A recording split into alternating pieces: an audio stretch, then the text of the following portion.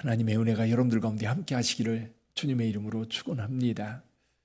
오늘이 10월의 마지막이네요. 그렇죠. 내일이면 또 11월이 됩니다. 2023년이 어느 순간 다 간 것 같은 느낌. 그래도 우리는 큰 일들을 이루었지요. 주의 몸된 교회 건축도 했고 또 여러 가지로 주님께서 원하시는 일들 여러분들 각자도 많이 행하신 줄 믿습니다. 11월 달에는 이제 추수감사절이 있고요.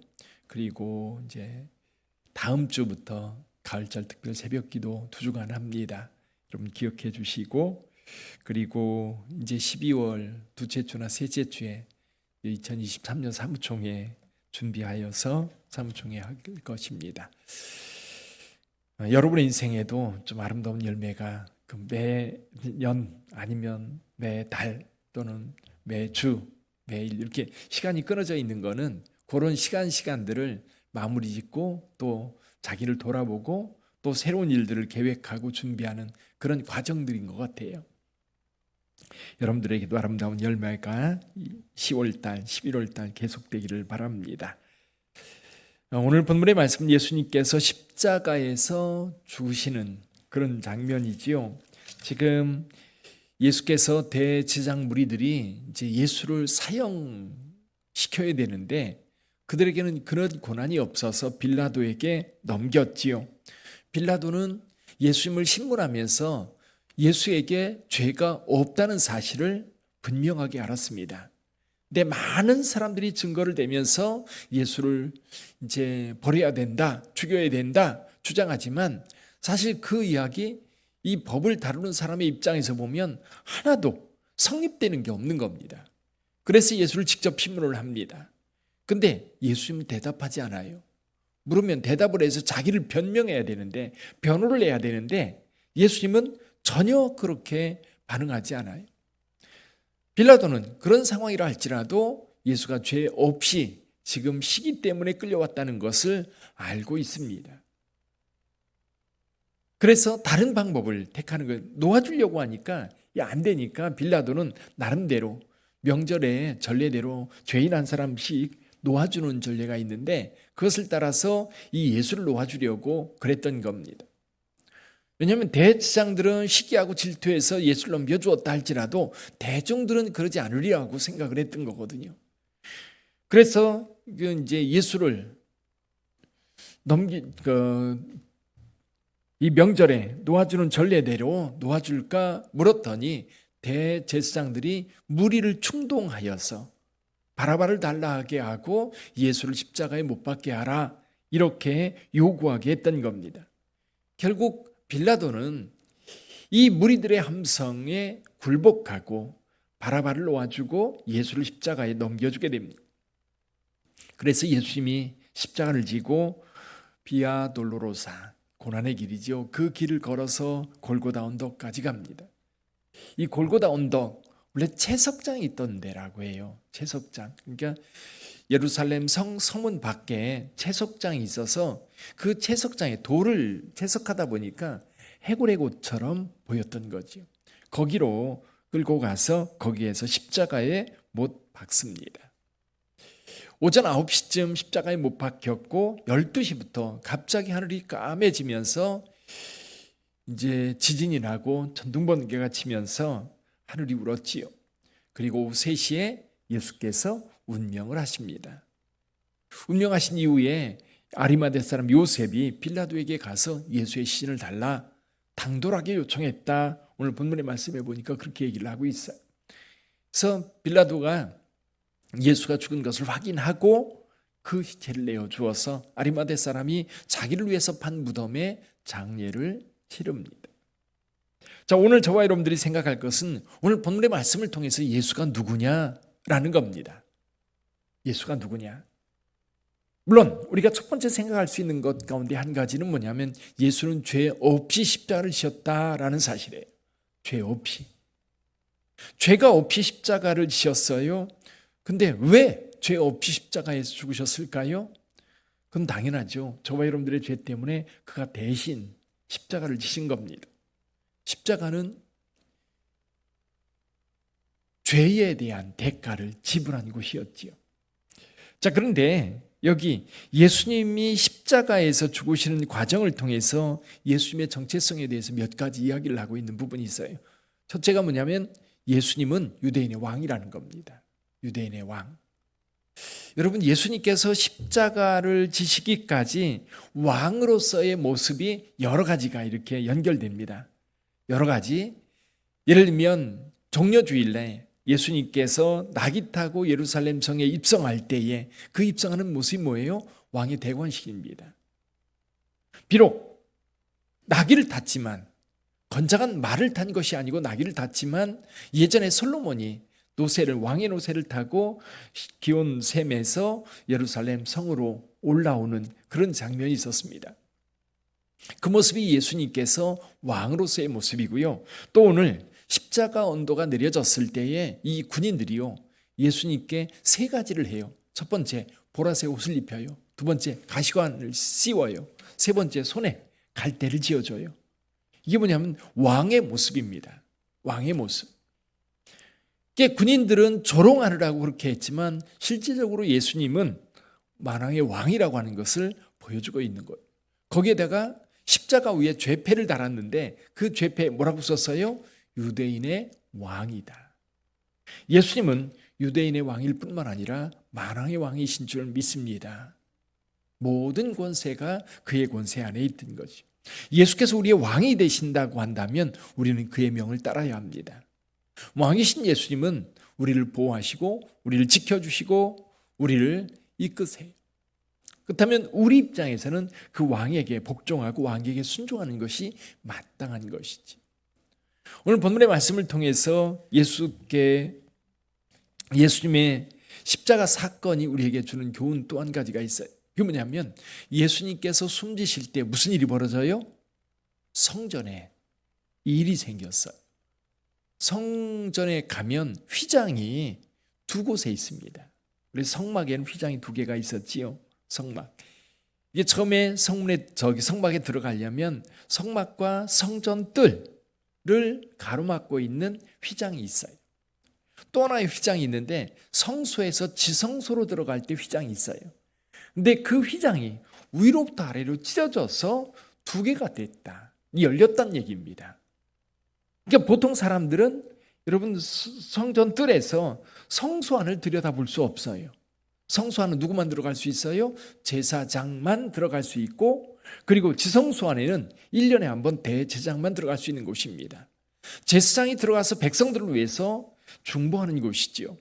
근데 이게 찢어지면서 여러분 지성소, 즉 지성소 안에는 법궤가 있는데 그게 하나님의 임재의 장소지요.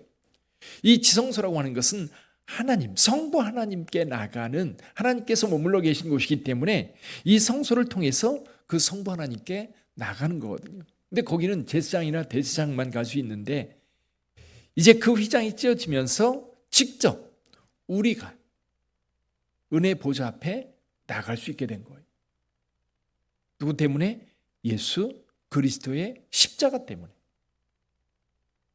이 사건은 신학적으로도 굉장히 큰 의미가 있습니다. 하나님은 거룩하신 분이어서 하나님과 직고할 수 있는 사람은 많지 않았어요.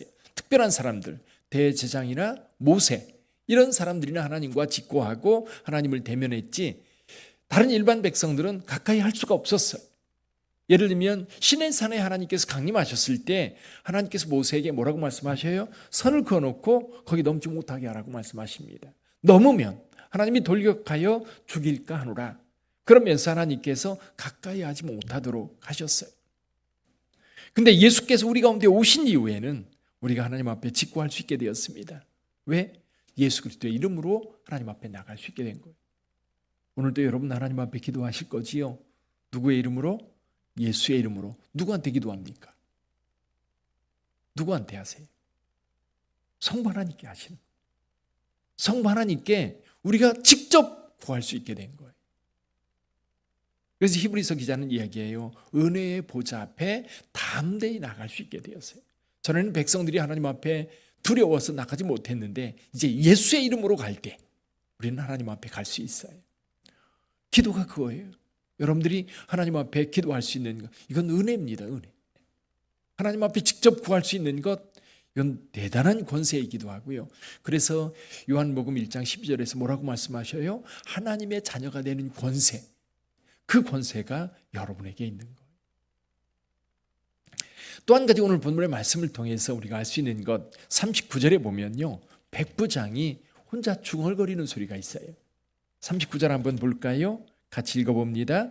예수를 향하여 섰던 백부장이 그렇게 숨지심을 보고 이르되 이 사람은 진실로 하나님의 아들이었도다 하더라.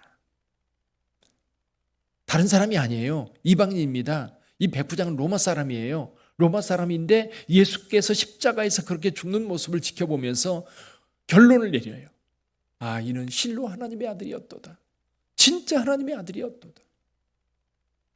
십자가 사건이 오히려 무기력하게 죽어가는 그 모습, 그렇잖아요. 아무런 힘이 없잖아요. 사람들은 조롱합니다. 야, 내가 메시아면 거기서 스스로 구원해봐. 내려오면 우리가 믿을게. 엘리 라마 사박다니 할 때 사람들이 그럽니다. 엘리야 와서 저를 내려주나 보자. 그렇게 조롱하고 비난했지만 그 모습을 지켜보던 백부장은, 이방인은 뭐라고 대답해요? 뭐라고 말해요? 아, 이는 실로 하나님의 아들이었구나. 진짜 하나님의 아들이었구나. 십자가 사건이요, 그냥 한 죄인이 정말 무력에 의해서 무기력하게 죽어가는 것이 아니라 예수는 하나님의 아들로서 십자가에서 하나님의 뜻을 이루었던 겁니다. 사탄은 아마 웃었을 거예요. 그래, 내가 이겼다. 결국 너를 십자가에 못 박았다. 이제 너는 끝냈다. 근데 그 십자가가 오히려 사탄의 역사를 무기력하게 만드는 그 십자가라는 사실 아십니까? 고문을 할 때요, 사람들이 아파해야 고문이 가능합니다. 그렇죠? 아파하지 않으면 고문을 할 이유가 없어요. 자, 죽음이라고 하는 것은 우리에게 가장 두려운 일이에요. 그래서 사탄이 가장 많이 이용하는 거지요. 내 생명, 또 우리 자녀의 생명, 우리 주변 사람들의 생명을 가지고 사탄이 협박 공갈하는 경우가 많아요. 근데요, 우리 하나님께서, 우리 주 예수께서는 그 죽음, 오히려 그걸 받아들였어요. 그래서 사탄이 더 이상 우리에게 협박할 수 없어요. 왜? 예수께서 죽음으로, 자기를 내어줌으로 인하여서 사탄이 더 이상 역사하지 못하도록 만들어 놨던 거예요. 그 은혜가 여러분에게도 있는 줄 믿습니다. 목숨을 걸고 우리를 사랑해 주신 예수 그리스도. 그래요, 이 십자가 사건으로 신학적인 여러 가지 의미, 그건 자체하고라도 오늘 본문에 나타난 예수 그리스도, 죄 없이 죽으신 분입니다. 누구를 위해서? 우리를 위해서. 그는 유대인의 왕으로 십자가에 못 박혔습니다. 그는 만왕의 왕이십니다. 또 그는 성소의 휘장이 찢어지는 그런 역사를 만들었어요. 결국 우리에게 그 십자가 사건은 하나님, 성부 하나님 앞에 이제는 간접적으로 제사장을 통해서가 아니라 직접 우리가 하나님 앞에 직고할 수 있는, 은혜의 보좌 앞에 담대히 나갈 수 있는 길을 열어놓은 사건이다. 십자가 사건을 통해서 예수가 하나님의 아들임을 증명하는 사건이었다. 그분이 누구예요? 우리의 주님이신 줄 믿습니다. 오늘 그 주님을 의지하여 오늘 하루도 복된 하루 사시기를 바랍니다. 그 주님과 동행하세요. 늘 함께 하세요. 바쁘다 보면 잊을 때가 있어요. 그래서 여러분, 정기적으로 기도하는 것이 주님과 동행하는 가장 확실한 방법이라고 그래요. 왜냐하면 잊어버리거든요. 내일에 몰두하다 하면 잊어버려요. 정기적으로 새벽 기도하고 점심 기도하고. 그래서 베네딕트 같은 경우는 하루에 8번 기도하라고 했다고 그래요. 그건 수도원의 이야기입니다만은 저와 여러분들도 예를 들면 식사 때만 기도해도 아침 기도하고 점심 기도하고 저녁 기도해, 세 번 기도하잖아요. 기도할 때마다 주님이 내 곁에 계신 거예요. 내가 주님의 이름을 부르고 주님 곁에 있는 거죠. 그렇게 하루가 가는 거예요. 그렇게 하루가 진행돼 가는 거죠. 그럼 하루 종일 주님과 동행하는 삶이 되는 거예요. 그러면서 또 여러분들 나름대로 루틴을 만드세요. 자, 밥 먹을 때마다 기도하는 것뿐만 아니라 일정한 시간 정해놓고, 아니면 오후 시간에 차 마시는 시간, 아니면 저녁 기도하는 시간, 그러다 보면 아침에 일어나서 기도하고 밥 먹을 때 3번 기도하고 저녁에 잘 때 기도하면 하루에 5번 기도하는 거예요. 그렇죠? 그러면 늘 주님께서 여러분들과 함께하고 있다는 것을 우리 스스로도 느낄 뿐만 아니라 주변 사람들도 저 사람은 하나님과 동행하는 사람이라고 하는 그런 그 의미로 우리의 삶이 드러날 거예요. 오늘도 승리하는 하루가 되시기를 주님의 이름으로 축원합니다. 기도하겠습니다.